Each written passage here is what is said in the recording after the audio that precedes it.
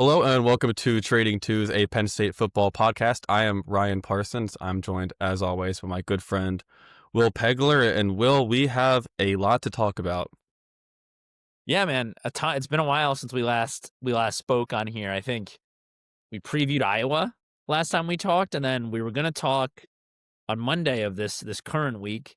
Bezos and the boys at Amazon let us down.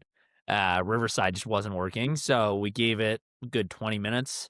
Wasn't working. So anyway, that was a longer explanation than everybody probably needed, but we're here now. It's Wednesday, October 22nd, and a lot has happened since Penn State's last weekend of football for sure. Yeah, I think we got to start with James's appearance on College GameDay.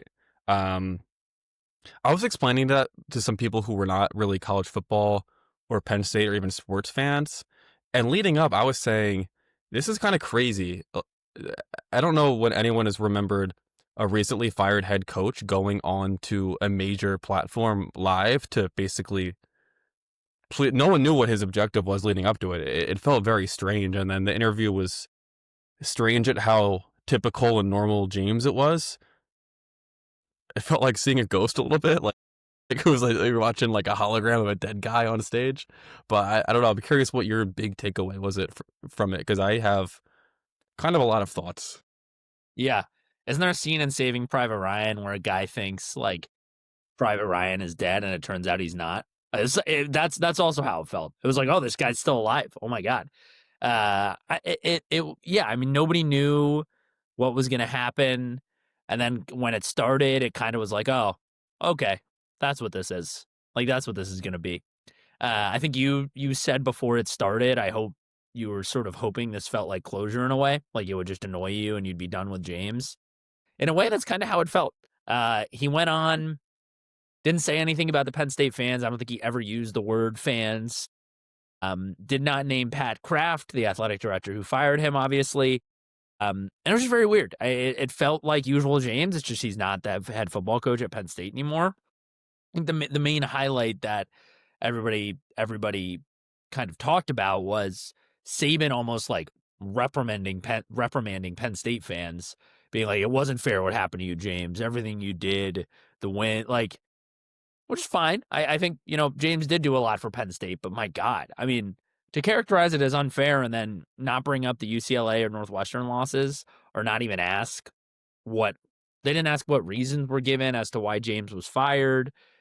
I mean, it was really bizarre, and yeah, it just pissed me off on Saturday morning. I don't know what else I expected. Like, of course, that's what it was. But yeah, it really pissed me off. Yeah, I felt like a citizen of North Korea when I was watching it. Like, I felt like I was being spoon-fed like state created propaganda to make me think one way. And then when you log on Twitter and Josh Pate and all these pundits are being like, oh, like, very classy by James, good for What was him that? for doing this, I felt like I was going insane. I mean, that was just the most successful PR stunt Jimmy Sexton has pulled off to date, and he's about to make James millions and millions of more dollars. Yeah, and look, credit to James. I mean, credit to James for doing that, I guess. Like, that's not how I feel at all. But I guess if you look at it that way, like, yeah, he's already campaigning. He's campaigning for a new job. He said, we're going to win a national championship somewhere else. I think he's clearly very bitter at Penn State. He never mentioned, he said he loved raising his daughters in state college, and that his youngest daughter, who's a senior in high school, he wanted her to go to Penn State. I think that was, or she wanted to go to Penn State.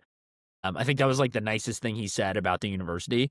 But it kind of harkens back to our rapid reaction of when he got fired. Is it just felt like he had this he and the state college community had this slow decline in their relationship.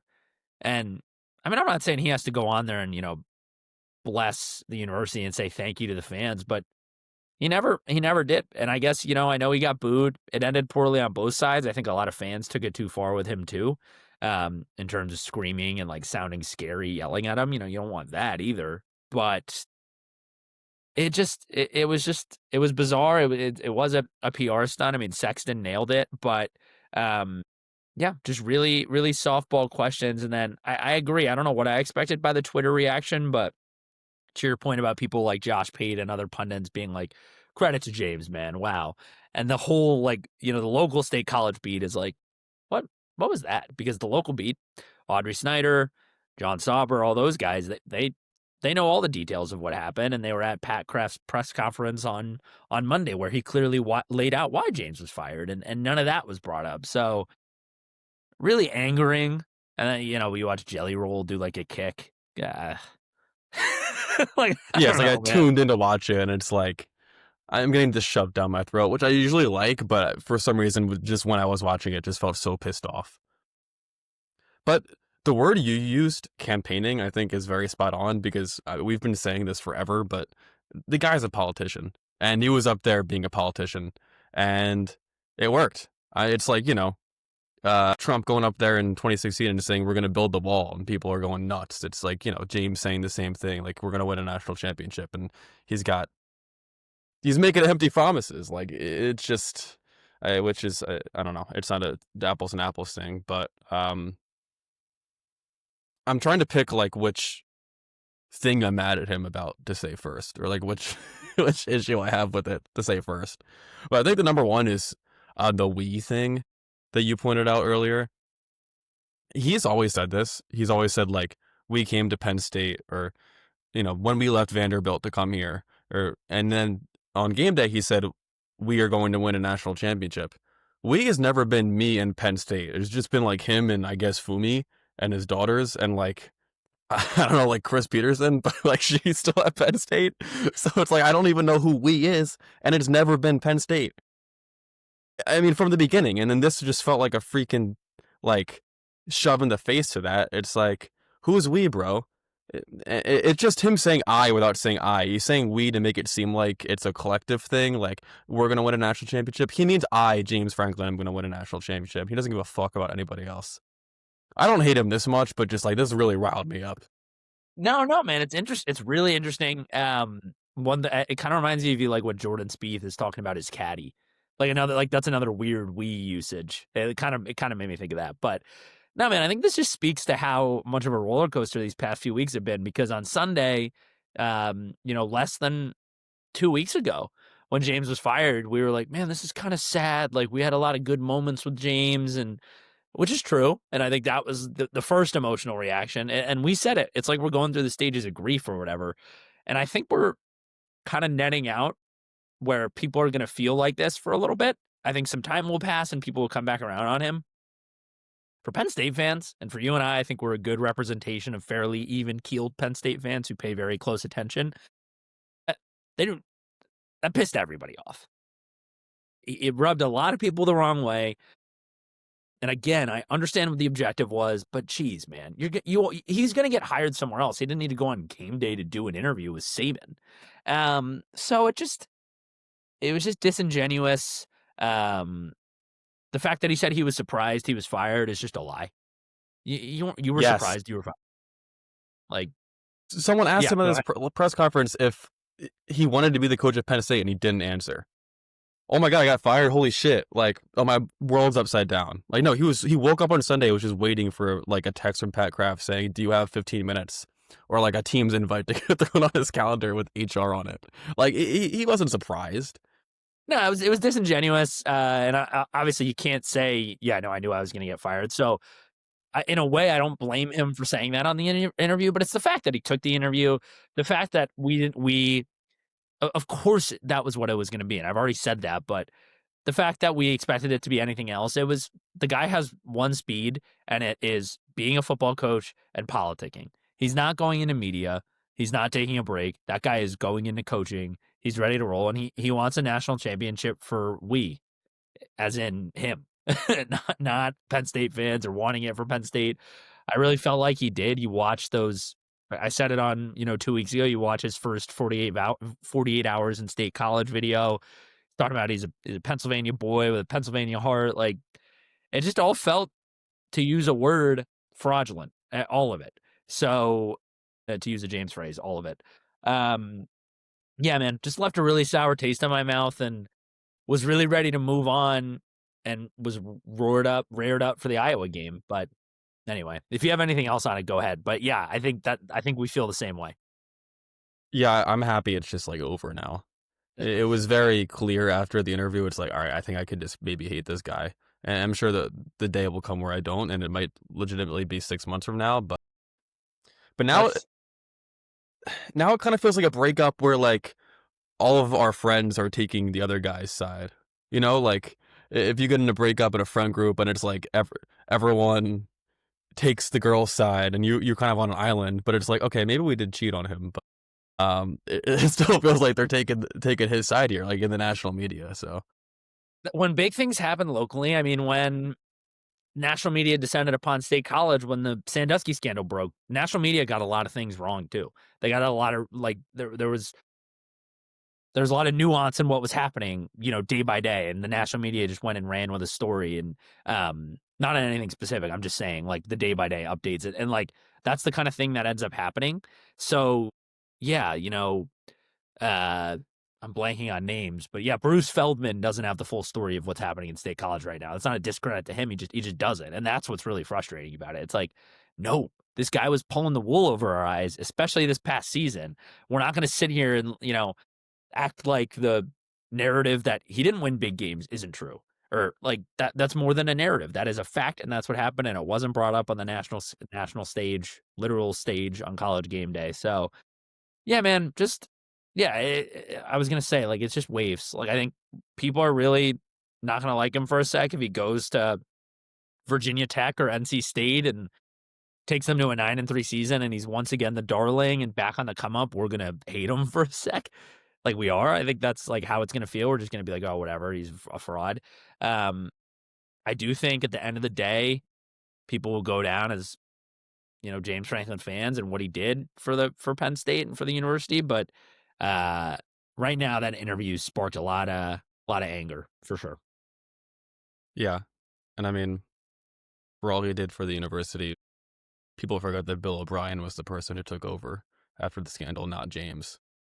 And it feels like he might have forgotten that a little bit too. So, 100%, man. yeah, straight up. Yeah, and to your point about like he didn't need to do this to get another job, it's like so true. I was listening to part of my take earlier, and Big Cat, who's a huge Wisconsin fan, was like, someone asked if he'd take James Franklin, and he was like, yes, in a heartbeat. And I was like, all right, like if the national perspective of this of him is this high from other programs, it's like, yeah, bro, you don't need to go on game day and like prove your point. But now that we're kind of in this like era or moment of not being James fans, I got a question for you.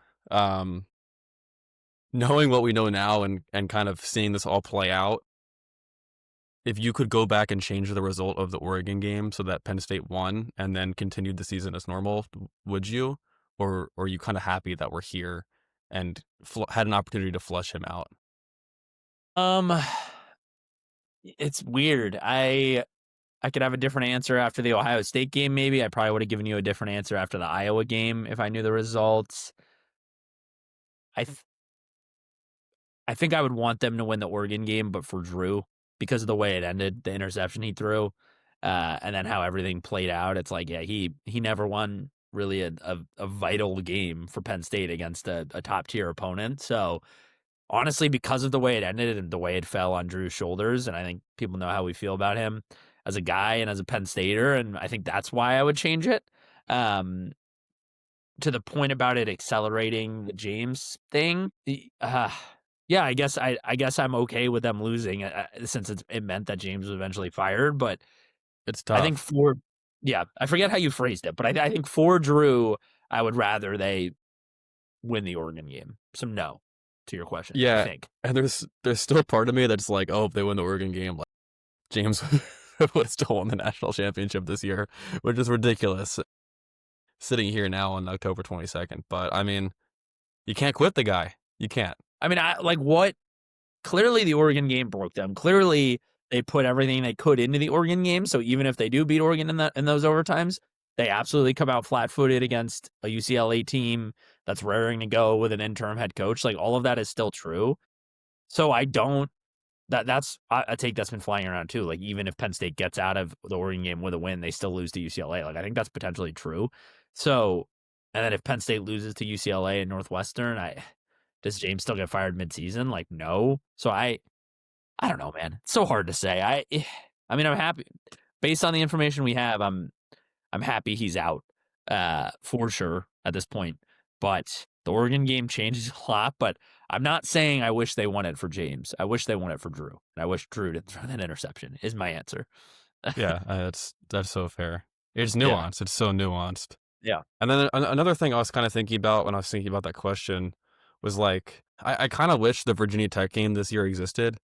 The Yeah. three cupcake games leading up to Oregon did not help anybody.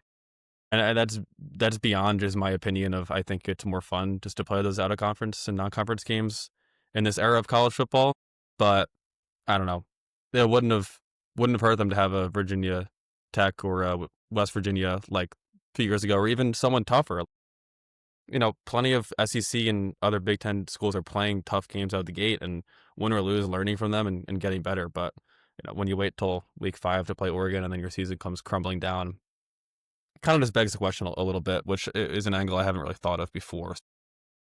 Wanted to bring that up a Yeah. I little bit. mean, in this new era too, like you don't need to have a perfect season. So if you play a high tier power four opponent in week 1 or week 2 or week 3, like, and you lose, it's like, wow, that was a great experience. Let's not let it trip us up the rest of the way. And now we can build on that in conference play and have 1 or 2 losses and still make the playoff. And I don't know. I mean, I still felt that way after the Oregon game, but maybe if they play a Virginia Tech or even like a Syracuse, like somebody real, Some of the polls, yeah. anybody. Um, I guess maybe issues would get exposed earlier, and maybe that forced the team to have tougher conversations earlier. There's a ton of different positive possibilities that could be on the table if they did play a harder team those first 3 weeks. It's weird. Like you get like fooled because you're so excited for the season to start. So like they could play anybody. I'm gonna be fired up. So like Nevada sucked, but we were so fired up about it. And then I don't know, concern crept in with FIU and Nova, but you still just didn't.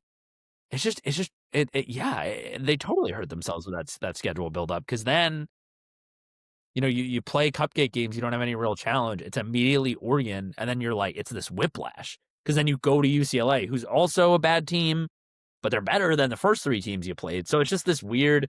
I think they're still in this weird mode of whiplash, and they clearly still haven't gotten their footing under them. We can talk about the Iowa game in a sec, but um, it just gets the season off on the wrong foot. It felt like last year with. Sorry, I'm talking a lot, but with the West Virginia game again, West Virginia, I think they ended up winning like 8 games last year. Don't fact check me on that, or maybe fact check me on that, but that wasn't an impossible game to play, but it was a tougher road opponent. Penn State wins it, and that was the same. This is largely the same team that we're watching this year, but I think they maybe proved themselves to fans, but then also to themselves. Like, okay, we beat West Virginia, we can hang with anybody.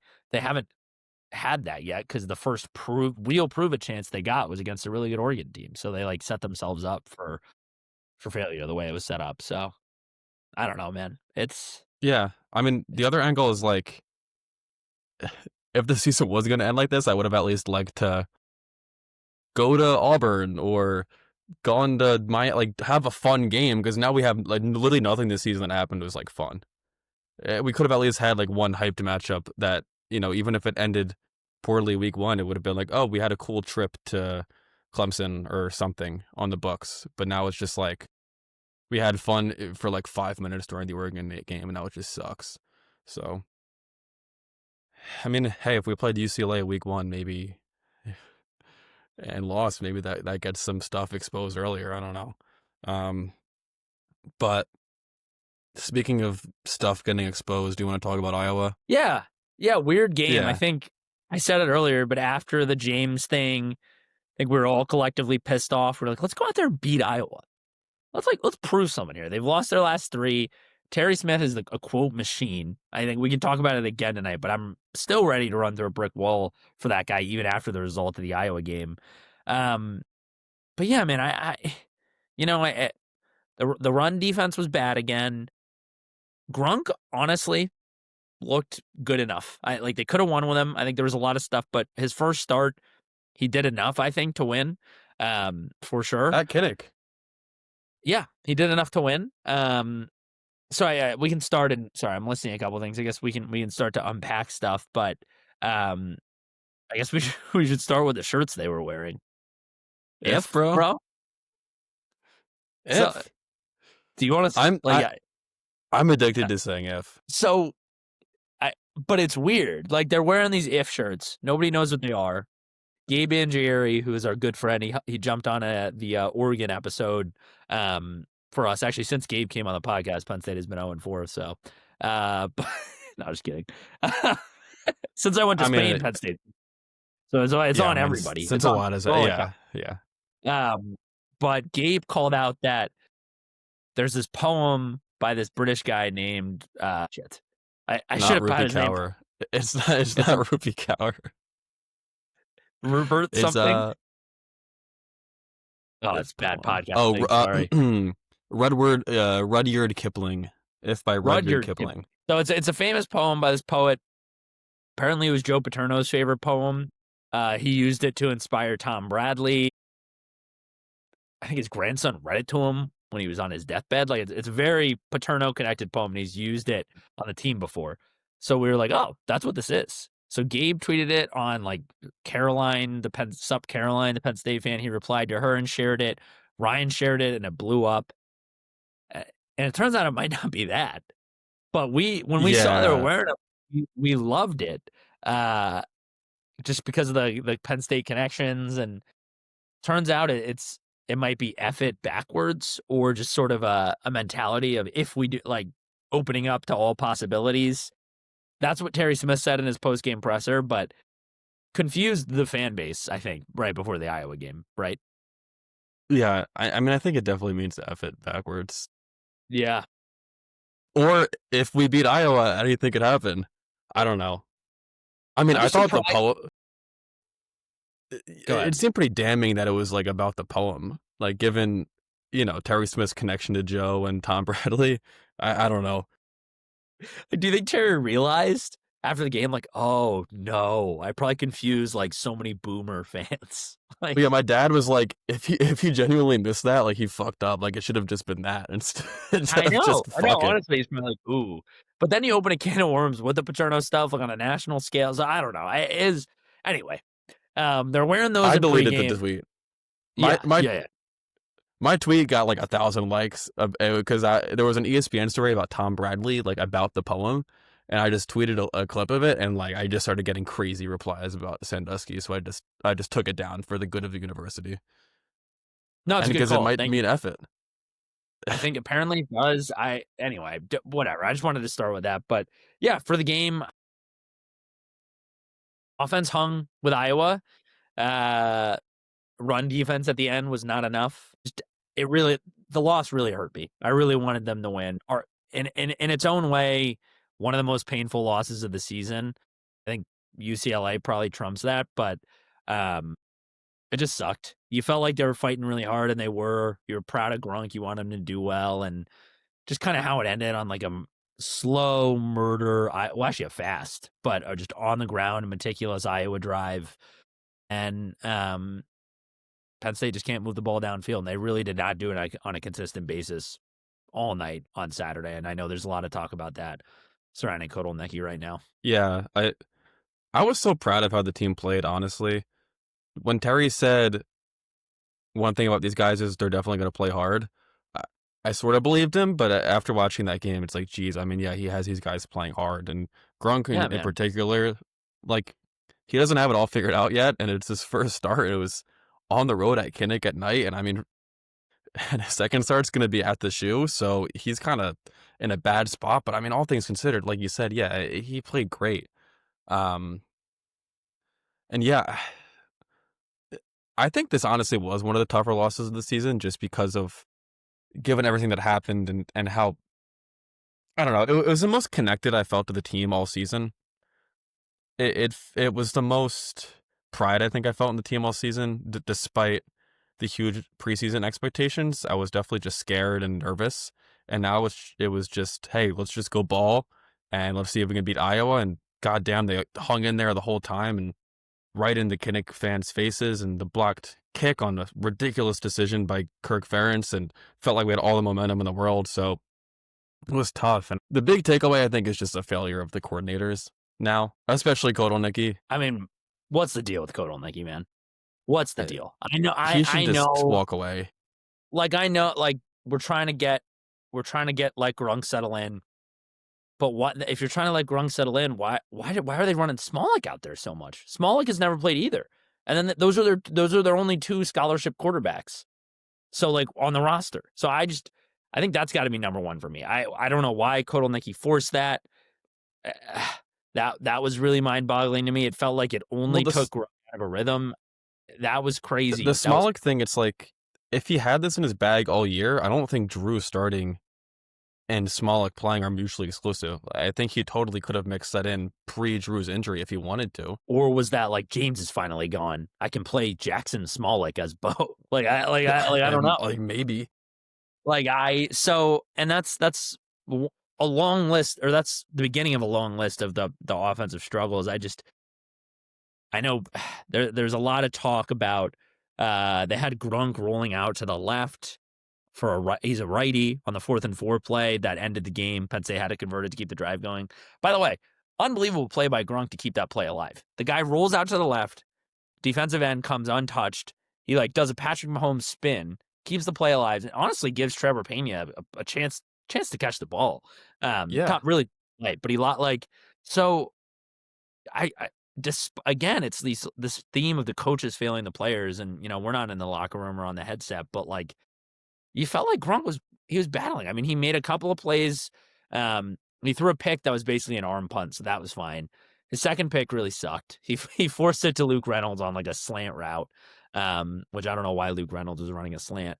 And that ended up getting picked. So there's a couple plays where you blame Grunk, but all things considered, man, despite the weird play calls, getting Smolik in for gadget plays that were never really productive, proud of the way Grunk played and hung in there. But yeah, I do think it's time for we'll do a little trust tree again and be like, I guess Kotelnicki maybe isn't the guy that we thought he was. Yeah, I mean maybe he's just a Tyler Warren merchant. I think that's kind of fair to say. Yeah. Yeah, I think it's totally fair to say. I mean, the sneak they tried to run with Luke Reynolds had no chance. And it felt like that was a play that would have worked for Tyler Warren because he's a freak of nature. And Saturday night felt like a game Tyler Warren would have had like 25 plus touches. Yeah, it would have been like USC. Yeah. I I think the early season combination of James, I think when I texted you this originally, I called it a cocktail of like James's micromanaging, Kotelnicki's scheme, and Drew's natural ability. Like, just did not. It was like doing uh, gin and Eh. whiskey and like lime juice. It was not. It was like oil and water. I don't think those 3 things came together well at all. Where last year there was kind of the relief of Bo in there and Tyler, where Kotelnicki's gadgets could work, and early season he basically just dumbed it all down, and maybe that was for the better. Like maybe, I mean, when we saw Smolik play, it's like, geez, maybe that is for the better. But I don't know. It's the blame. I'm kind of struggling with the blame pie here a little bit, but because this did feel a little bit like Kotelnicki's offense independently, and it's like, okay, if that's not working, maybe James should have been micromanaging it. But it's like, why did he hire him in the first place? Maybe he's just not a good coordinator. But he was the guy at the time, and everyone was singing his praises last year. And you just last year the vibe was, geez, I hope this guy doesn't leave to become a head coach anytime soon. So it sucks and it's weird. Yeah, I think Kotelnicki and Knowles both would rather just take Penn State off their resume at this point. And just on the offense in general, I mean, they did enough to stay in the game with Iowa, which I guess doesn't say that much. But again, I don't think you can say enough about how Grunk did make a couple of great throws. But I do, this is such a common thing, and it's been a storyline for years, and it feels funny to talk about after this game specifically. But like, does Penn State just break wide receivers? Yes. Like I mean, there was Grunk was not getting any help in terms of a wide receiver doing anything to get themselves open, making a contested catch. I just I don't. It's tough, and I didn't see that many like all 22 angles, but I just feel like he was constantly, and he's a new quarterback, so maybe he was missing reads, but the same thing was happening with Drew too. And it's these 3 new transfer portal wide receivers who um, I've enjoyed watching so far, and Pena has made a couple nice plays. Hudson has had a couple nice catches, but I just nothing that has really been like that's our like none of them have become not one of them has become the standout guy. And I think Yeah, there if was we've that end rotated zone drop too. who we want there to be. Yeah, I mean, Pena, on the final look in the end zone that Penn State had, um, to put the game, I think, to go up by at least 8, when they were just up 1, and Iowa on the ensuing drive just went down and scored easily. Um, yeah, I mean, Grunk had a shot at the end zone. He threw it kind of low to Pena, but Pena didn't make the play. So there's a lot of stuff like that where it's like the older guys or the guys at the skill positions need to do things to help out the players, the young quarterback or the new guys, and it's just not happening. And it came out again against Iowa, which really sucks. Yeah, I was seeing a lot of Tyseer Denmark, all 22 on Twitter, just like showing him Mm. wide open and him not getting the ball. Oh, Which I mean, fair to Grunk for him being his like third read. I mean, the guy hasn't played all year to James and Andy's detriment, but let's get that guy involved against Ohio State. Seriously. I him, And Kobe Kobe Howard had a Howard. catch. Kobe Howard People, too. yeah, Yeah, I'm sorry. I think I was no, it's mixing okay. them up there. No, yeah, that's fine. But both, I mean, people, yeah, give a guy a shot. You don't have a Power 4 win. People were raving about Kobe Howard at camp about his ability to get open. Why not? And that's, I don't mean this like, I actually really do not mean it disrespectfully to Pena, Ross, or Hudson. They've all shown flashes that they're good wide receivers. I just don't know why it doesn't work at Penn State because Harrison Wallace is having a good year at Ole Miss. So I do not know. Um, Maybe it's a scheme thing. It's like a cursed position. So anyway, that's like the 10th thing on my mind after the Iowa loss, but it's a frustrating thing and it's something to watch. Against Ohio State in 2 weeks. It's like a vortex. I don't know. I mean, even KLS is like getting snaps for the Chargers. Yeah, So yeah, he played well at Auburn. I mean, he had a yeah, good he Auburn. did. Yeah, And I mean, yeah, to those guys who transferred in, like, I'm sorry, I'm sorry you got sucked into the vortex. But if your time here is over, I think Penn State's got to do all they can to convince Kobe Howard in particular to not transfer when the new regime comes in. So let's just feed the guy. Like, I don't know, what if he just got like 20 targets against Ohio State? that's what I'm saying. I mean, he had 1 catch. I didn't see the all 22 you referenced, but who knows, man? I guess I will say about the Iowa game and wide receivers included in the struggle, um, the offense in general struggling. You gotta shout out Fat Man. I mean, I the guy like was honestly almost making me emotional after the game, seeing him be like, "I'm never quit." Like people asked about him getting frustrated with the team and wanting to give up, and he's like, "No, they're my teammates. I'm never giving up." And you can see it on the field, man. He runs so hard every time. I mean, he's just a beast. He's so fun to watch. So yeah, Katron had like 130 rushing yards, I think. Surpassed, I believe, Kurt Warner on the all-time rushing record. Now he's like 400 and change short of Saquon for the all-time record, which is amazing. So yeah, he said, "Never going to give up on my team" was his quote. So a guy who I think just embodies Penn State right now. And before we moved on to the defense, I wanted to shout him out as MVP of the offense and MVP of the team in the season right now. Yeah, I mean, objective 1A the rest of the year should just be getting him the record. I mean, I've 100%. been thinking a lot about like guys' motivations to continue playing, especially when you're in a spot like this. And I think about it too when we're like watching Brentford sometimes, like me and you were, we watch Brentford in the Premier League and it's like, all right, these guys are like 10th in the table, have no shot at Europe and are not going to get relegated. It's like, what's the point of trying? And I feel like Penn State's kind of in a similar spot.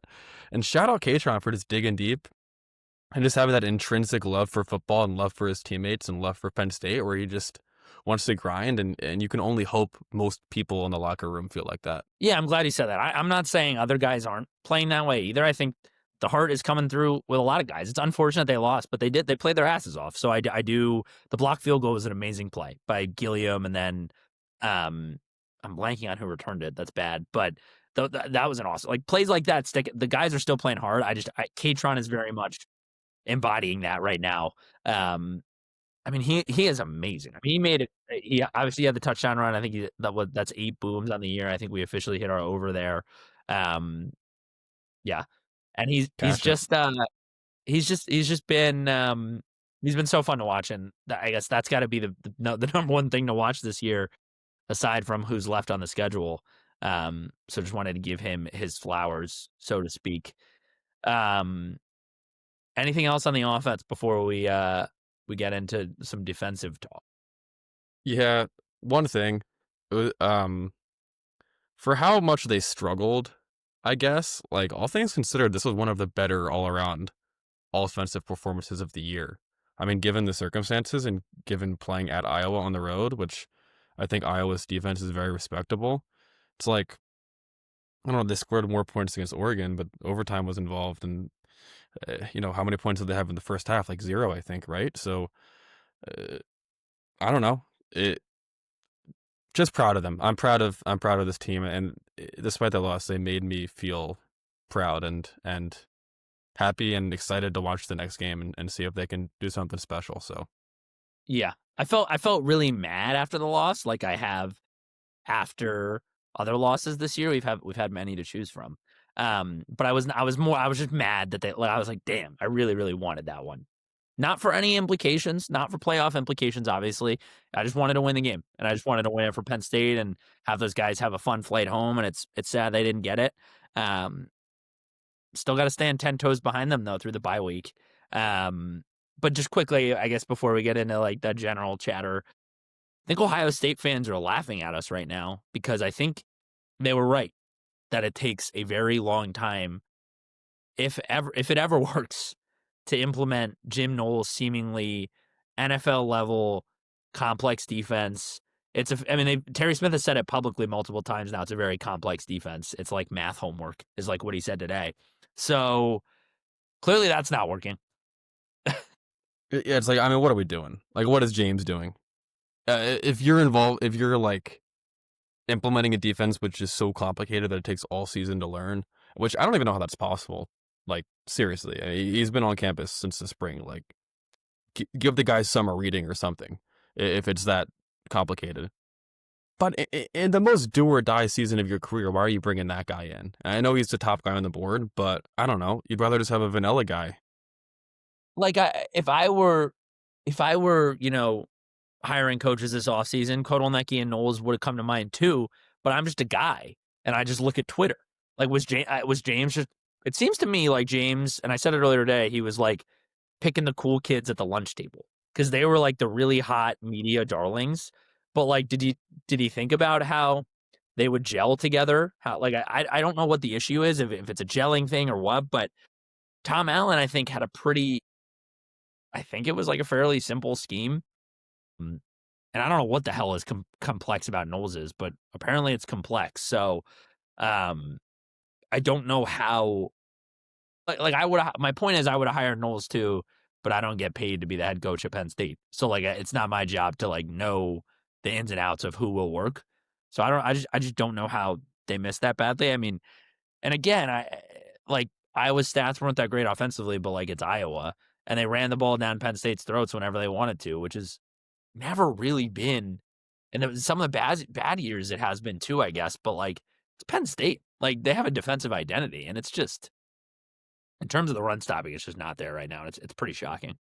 No, and defensive tackle was definitely identified as a weak point preseason and linebacker, but it's still shocking it's been this bad. And yeah, to your point, it's like maybe James saw Nate Bauer tweet Jim Knowles would be a home run. And he was like, facts, like, make the call, which is like what I would think, but I'm a guy. Exactly. So yeah, it's James's final. It's like Sandy Barber's last laugh was the 10-year Dean Franklin extension. Maybe James's last laugh is like this Knowles guy has everybody fooled, which I think he must be a good DC. Like No, bro. he's had Dude, success, come Rutgers, it's going to start clicking. And you're going to be but like sorry. but he's had. I mean, he made Oklahoma State a respectable defense, and obviously Ohio State became amazing last year. So I don't know. It's like what happens in the offseason? Like there's new guys in there. It's college football. Like they all just. I mean, last year, if you think about it, Ohio State like got shafted by Oregon early on, and then in the Rose Bowl they returned the favor. So maybe James looked at the schedule, was like, "Oh, we have free cupcakes in the bye. Like, yeah, that's enough time," and it just Yeah, wasn't. yeah. I don't know. I don't know. Anyway, I wanted to talk about the defense, but to your point, I don't have like a lot to identify or say. They just don't look good right now, and nervous about Ohio State. The Julian Sayin kid, Jeremiah Smith, Brandon Inniss, whoever else Ohio State has a wide receiver. It's a scary thought. But hey, man, maybe they'll get it together. Yeah, maybe this could. What if our new thing is just like, oh, this is the week like Knowles' defense clicks. Like, oh, we've been waiting. Maybe that's what James was like looking and studying in years past, and it was like, oh yeah, like come Halloween, like yeah, shit starts popping off. Second bye week, like It's scary. this is gonna be locked in. Halloween, like yeah, I don't know.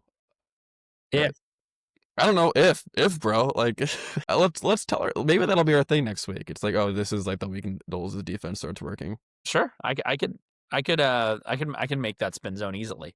Yeah, if James is gonna do propaganda, we can reverse. Let's do it, man. Anything else from Iowa? I feel like we talked about both sides of the ball. The block kick was great at the end of the first half. That was super exciting. Elliot Washington was the guy, by the way. Thank you. Shout out Elliot Washington. Sorry, man. The Peacock broadcast kind of sucked. There wasn't volume on it for the first like 5 minutes.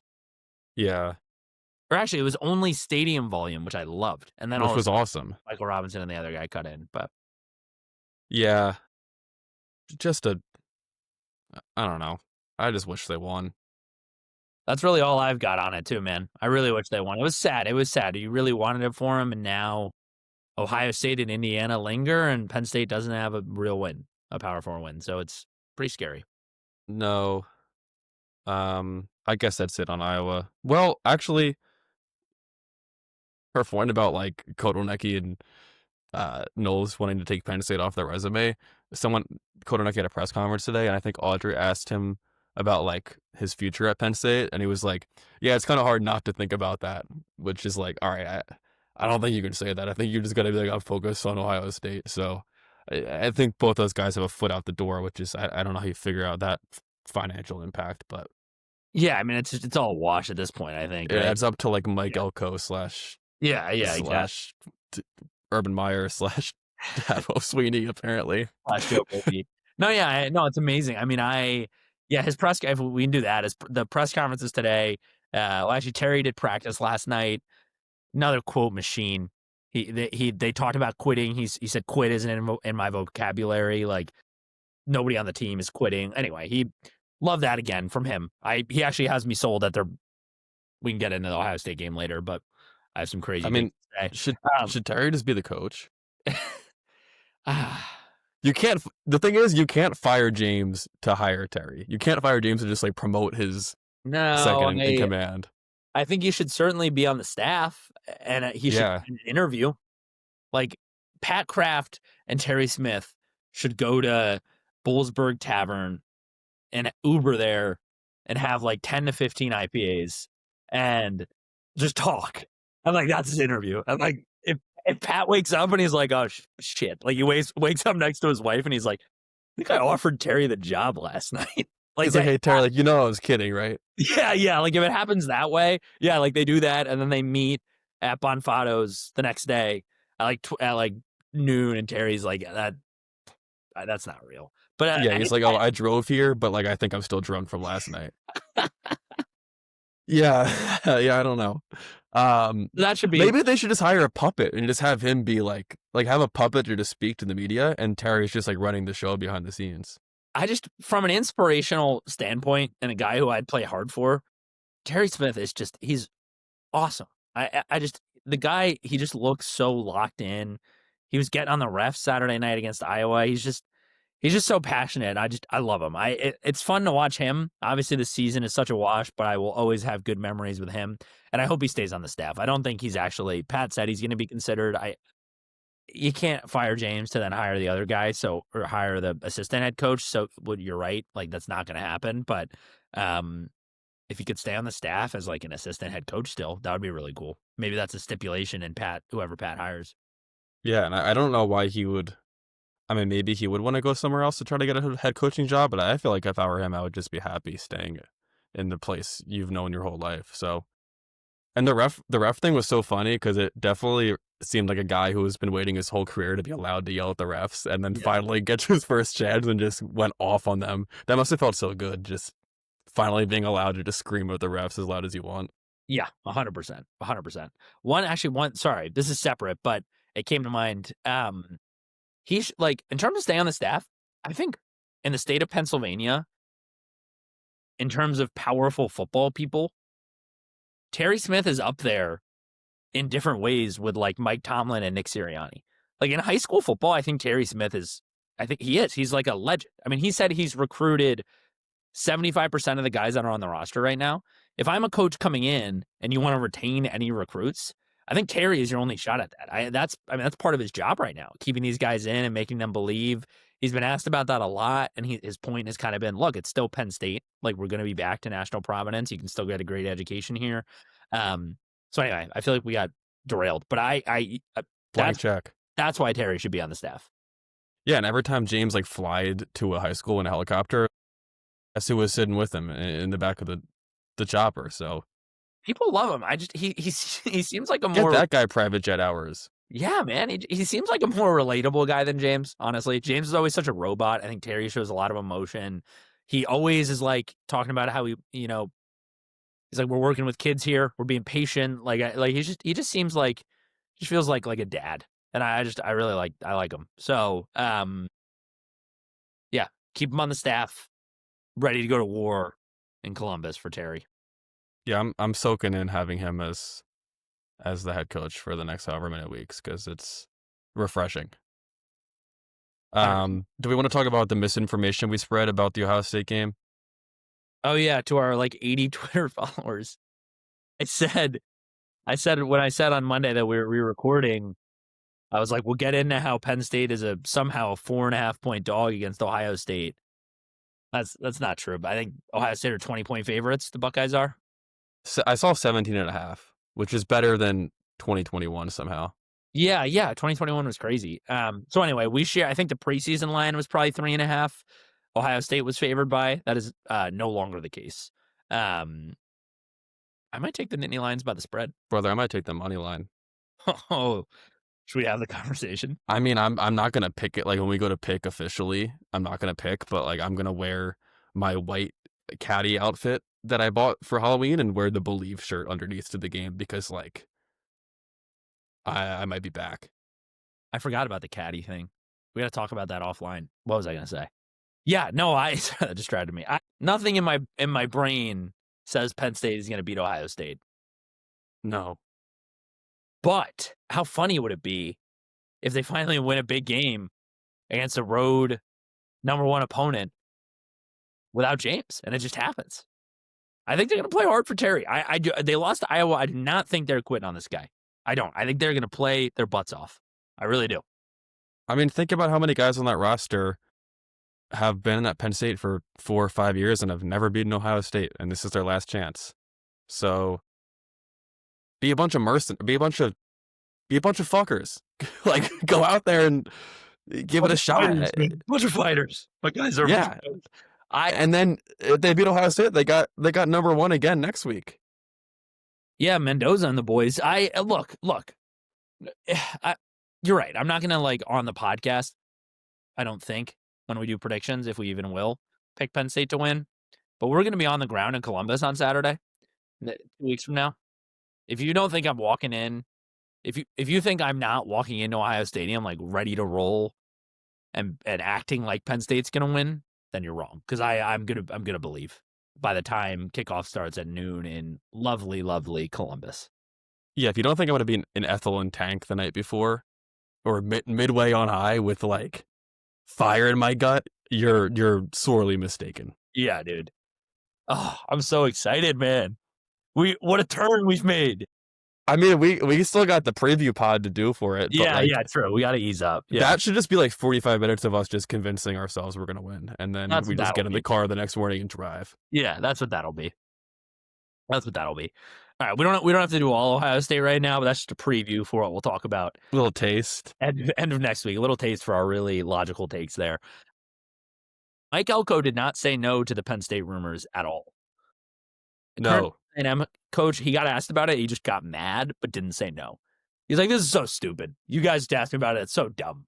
And then he didn't say no. So that was weird. If you want to rank the rank national coaches' responses to questions about Penn State, I don't know who did the best, but Elko and Rule both did bad jobs, I think. Yeah, I think Dillingham did the best job. Yeah. He was like, I thought I was getting fired. Yeah. Where would you put James's 2021 response to the questions about the USC job in there? Better or worse than Elko? That was like the worst one because he was openly just trying to get more money from Penn State. So yeah, like that sucked. Yeah, he got it. He did it. I don't know if people remember that, but James was fully linked to USC, and he was just like, yeah, obviously I can't comment on that, but you guys know this. It's like he sort of said he was like, yeah, I'm just letting that continue so I can bleed more money out of Sandy Barber, who's just trying to retire and just live the rest of her life. I mean, God bless Sandy Barber. I mean, she was fine, but like, I mean, he just took her to task, him and Jimmy Sexton, and just stood on the practice field every week, making me laugh.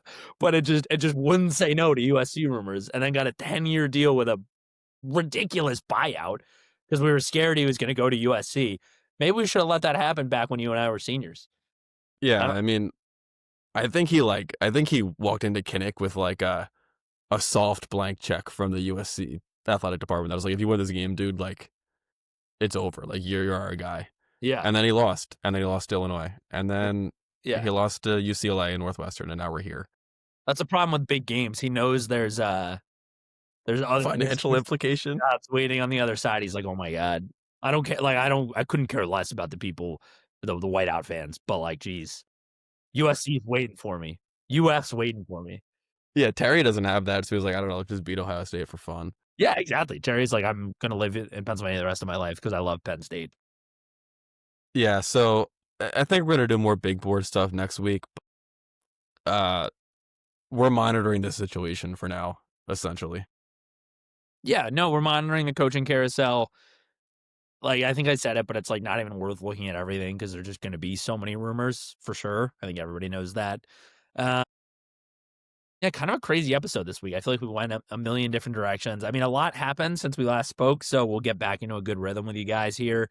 Get some time to recover and catch up to our normal pace here on the bye week. But yeah, yeah, they're like 3-4. Yeah, They won a real game. Ohio State and Indiana wait.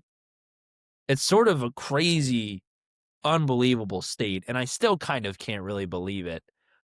Oh, it is tough, but if you're a Penn State fan, you have no choice but to enjoy the bye week. And then I think, I was saying to Ryan before we started recording, you're not really going to get that fired up all of next week for the Ohio State game because, like, you have other things in your life now, like maybe you're more locked in on your NFL team or last second fall golfing, maybe because Penn State's no longer undefeated. They never really were undefeated. However, by the time Saturday morning hits, lock in. And Ryan, you go. All hands on deck. I wasn't raising my hand to talk. I was raising my hand to say hand up. Yeah, I was golfing during the Northwestern game. Oh, yeah, I didn't even mean that. But yeah, true. I forgot. Well, that's the kind of thing that happens. Like, there's no longer Penn State hasn't earned that week-long build-up period anymore because it's like they're 3-4. It's just crazy. I'm dreaming about. I know. They have not beaten a Power 4 team 3-4. yet. Like, what the hell? Penn State and Wisconsin are both have not beaten Power 4 teams yet.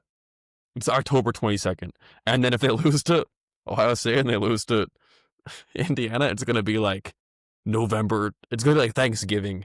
And they'll have a game against Rutgers to like get their first Power 4 win of the season or something. So yeah, things are going good. Crazy. I can't wait. I can't wait for 2 Saturday mornings from now, dude. We're gonna just be psychos. I'm really, really pumped, man. I'm really excited. Whatever happens, it's just if. I'm going into Columbus with an if mentality. I'm going into the bye week with an if mentality. Should we get? I gotta get my hands on an if shirt. But yeah, that would be nice. An if hat, maybe. If anybody has access to those, just may DM us or reach out to Ryan or I somehow, and let's get those in our paws. I would like an Yeah, if. we'll do like a lot of propaganda for you guys if you can get us an if shirt. Yeah, totally. Did you want to say anything about the Oregon Grateful Dead stuff? I saw you added a note. Yeah, Add, I yeah. do want to add that. Here's our national preview for the weekend of the bye week. I'm really upset and jealous of the Phil Knight Grateful Dead Oregon stuff. I'm like a huge Grateful Dead fan, and it's just like, geez, Penn State has nowhere near that amount of aura. We're going to Adidas, and Oregon and Phil Knight and the Dead are so interlocked, and they got these sick uniforms, and it's all going to be themed, and it looks awesome, and the vibes could not be worse over here. So I'm just like very jealous, and I wish we had like I wish we had like a Pat Croce type of figure in our pocket, or someone Bezos. I don't know. Yeah, we don't. There's like that Saudi guy. Horzin. Oh yeah, we got BJW. Should we start calling him W? Yeah, no. Yeah, No. I don't know. I don't know what just happened, but we're going through it right now. I got so excited for the Ohio State game, and then I kept saying that Penn State's 3-4, and I was like, oh my god. Like it feels like the COVID season kind of, but that was never real, so whatever. But the COVID season in Indiana was really good too, so we've got to find a way to say this season doesn't count. Is there any way we can do to figure that out? Maybe some sort of war. Like I don't know. There's like if there's like a draft halfway through the season, it's like they had to beat Indiana, but like Grunk like had to join the Navy. Yeah, it's like baseball stats. Yeah, Ted Williams is like the best hitter ever, but he like flew jets in World War II for 2 years. So like it's weird. Yeah, we need, I guess, an act of God, but no, that would be bad 'cause people would die. No, I want the season to count. Look, if Penn State beats Ohio State and Indiana, I'll feel a lot better. So maybe that's just what needs to happen. Yeah, let's just ruin everyone else's day. I'll count on that, I guess. After that, I don't know what we do. Because like we got these 2 games in our back pocket, but after that, it's like, all right, it's just like we got to play Nebraska now. I know, it's weird. Like if they just, the most likely scenario, if they just lose both of those games, that's who's next, Nebraska. I think that is crazy because that's just going to be mad the rule. Like that is what a weird, like it's going to be a weird vibe in State College. But we have to go to Michigan State first. Oh, great. We go to East Lansing. House of Horrors. East should we just end after the Indiana game? Or should we just do like season recap podcast? Or we just become like a Brentford podcast, like you said. Like we just start talking about Brentford. Geez, like Keith Andrews really has them playing hard. Yeah, like Tiago has a really bright future. I'm fired up. It kind of reminds me of Grunk. All right, we're at an hour. Like I don't know what happened. Let's just end the podcast, I guess. We talked about everything we wanted, right? Yeah. Okay. Next week's gonna be big for the pod and for Penn State. If there needs to be like a hand signal, like I know, like the W is awesome. Yeah, we can work on it. We can workshop that over the weekend. Like IF. Yeah. Wait, yeah. No. If I don't know what I just did, but I don't know. We'll work on it. We'll figure that out. All right, great episode. Thanks everybody for listening. If you're listening on YouTube, go ahead, subscribe, please, like, comment. We can use all the interaction we can take, and same thing goes for Spotify and Apple Music if you're listening on there. Give us a 5-star rating. Someone gave us a 1-star rating on Apple Music. Don't really appreciate that. So if you want to go ahead and give us a 5-star to kind of counteract that, would be huge. But yeah, thanks to Trading 2 Nation. We'll see you guys next week. Thank you guys. Not to the 1-star person. What the heck?